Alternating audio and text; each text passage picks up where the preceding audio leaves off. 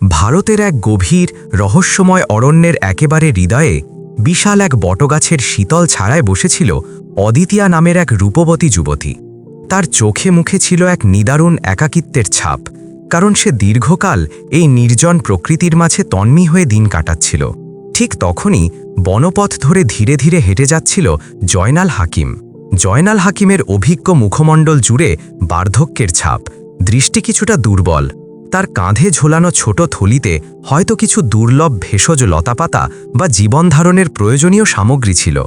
অদিতিয়া এই মানুষটিকে দেখেই এক চতুর কৌশল এঁটে বসল। তার মনে এক গভীর উদ্দেশ্য ছিল, যার জন্য এই মুহূর্তে তার প্রয়োজন ছিল জয়নাল হাকিমের মনোযোগ। অদিতিয়া মুহূর্তে এক মিথ্যা অসুস্থতার অভিনয় করে জোরে জোরে চিৎকার করতে শুরু করল, বাঁচাও বাঁচাও। তার তীক্ষ্ণ কণ্ঠস্বর গভীর বনের নিস্তব্ধতাকে ভেঙে প্রতিধ্বনিত হল। সেই আর্তনাদ শুনে জয়নাল হাকিম থমকে দাঁড়ালেন এবং দ্রুত পায়ে অদিতিয়ার দিকে দৌড়ে গেলেন। তোমার কি হয়েছে মা? জয়নাল হাকিম হাঁপাতে হাঁপাতে জিজ্ঞেস করলেন। অদিতিয়া অত্যন্ত ব্যাকুলভাবে তার দিকে তাকালো। তার চোখে ছিল এক অদ্ভুত অস্থিরতা এবং আকুলতা। একটু দেখুন না, আমার পায়ে খুব যন্ত্রণা হচ্ছে, সে বলল। তার কণ্ঠে এমন এক সারল্য ছিল যা ক্ষণিকের জন্য জয়নাল হাকিমকে দ্বিধাগ্রস্ত করে তুলছিল। তার দৃষ্টি স্থির ছিল জয়নাল হাকিমের মুখের দিকে, যেন সে কোনো পুরনো পরিচিতিকে খুঁজে বেড়াচ্ছে। তিনি অদিতিয়ার কাছে বসলেন এবং শান্তভাবে বললেন, আমার নাম জয়নাল, আমি একজন অভিজ্ঞ কবিরাজ। তুমি একদম চিন্তা করো না, আমি এখনই দেখছি। তিনি মনোযোগ দিয়ে অদিতিয়ার পা পরীক্ষা করলেন। তার অভিজ্ঞ হাত দুটি খুব আলতো করে পা টিপে দিচ্ছিল, যেন তিনি কোনো অমূল্য ভেষজের সন্ধানে আছেন।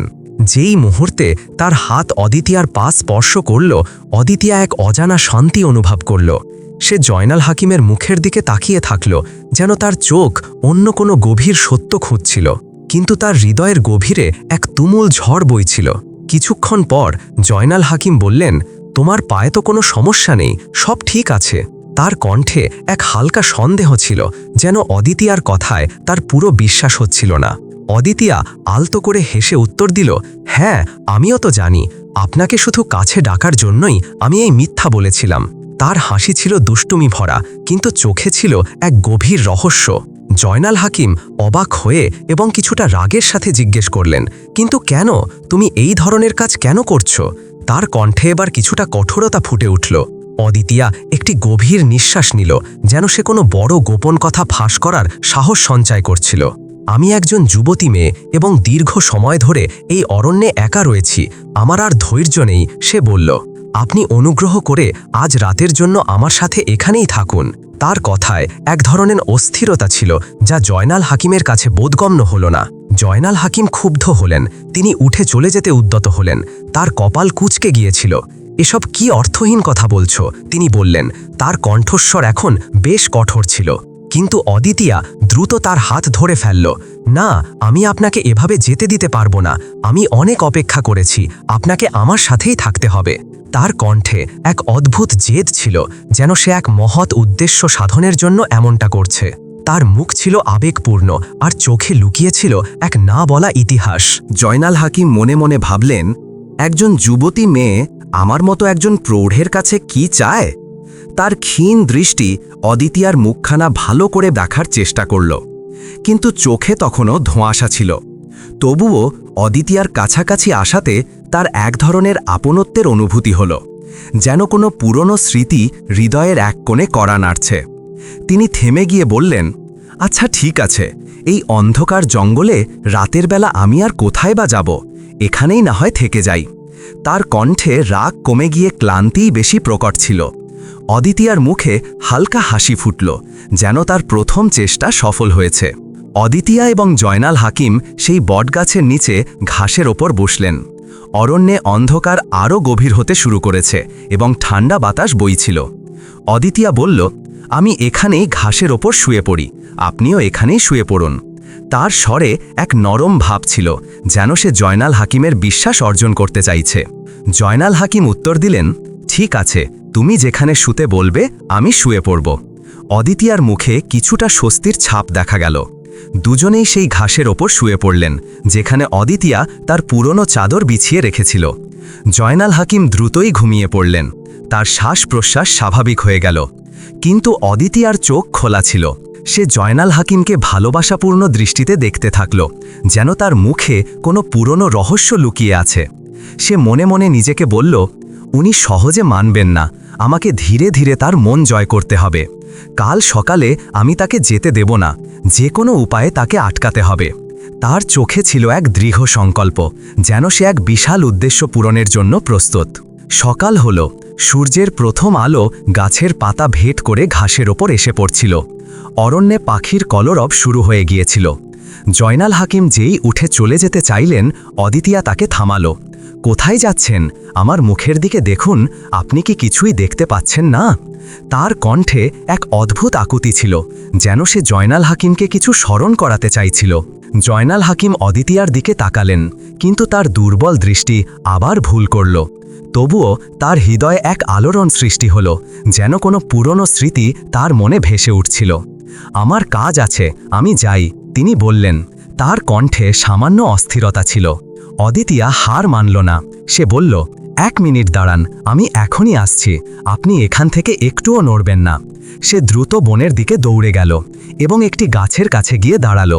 সে গাছ থেকে কয়েকটি ফল ছিঁড়ল এবং তারপর জোরে চিৎকার করে উঠল, আহ! এবং সেই গাছের নিচে চোখ বন্ধ করে শুয়ে পড়ল, যেন জ্ঞান হারিয়েছে। তার চিৎকার বনের মধ্যে প্রতিধ্বনিত হল এবং কাছের পাখিরা উড়ে গেল। জয়নাল হাকিম সেই চিৎকার শুনে আতঙ্কিত হয়ে পড়লেন। তিনি দ্রুত সেদিকে দৌড়ালেন। তার পা টল ছিল। গাছের কাছে পৌঁছে দেখলেন যে অদিতিয়া মাটিতে পড়ে আছে। তার হাতে ছিল 2টি বুনো ফল, আর তার মুখ ছিল শান্ত, যেন সে সত্যিই অচেতন।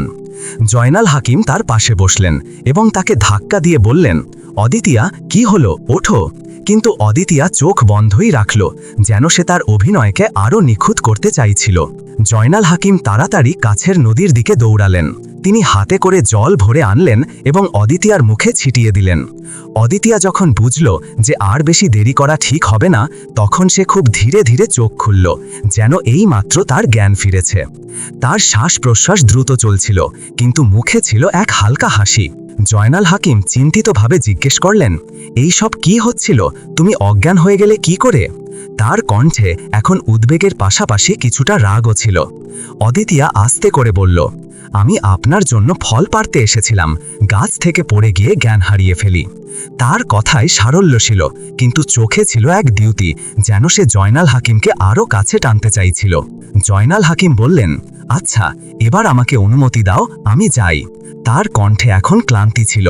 অদিতিয়া অস্থির হয়ে পড়ল।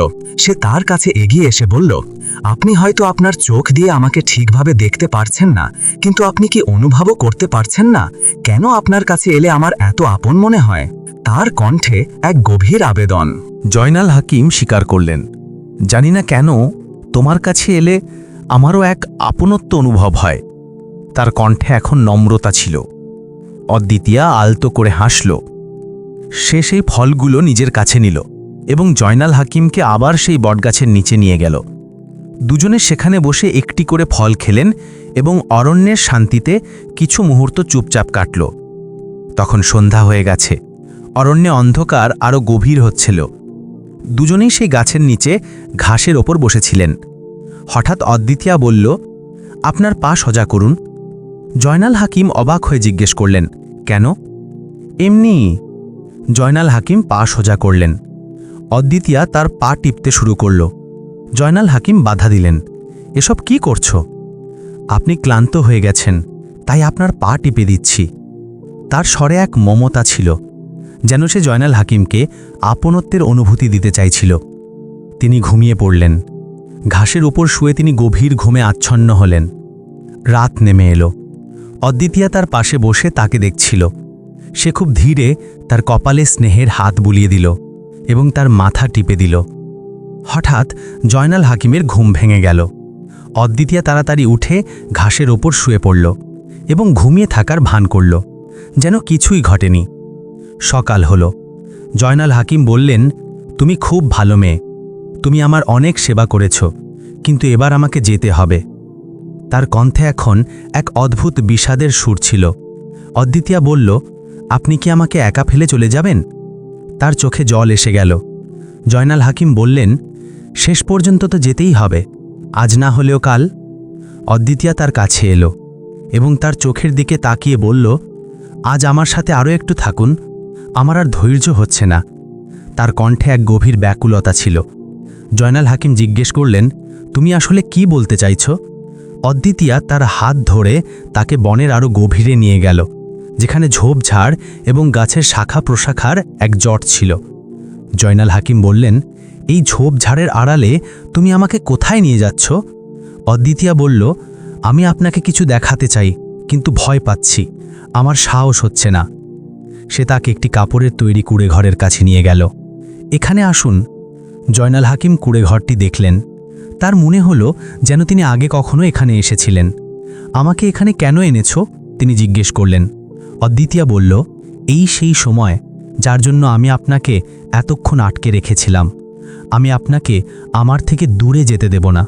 তার কণ্ঠে এক গভীর আবেগ ছিল। জয়নাল হাকিম রাগান্বিত হয়ে বললেন, এসব কি বলছো?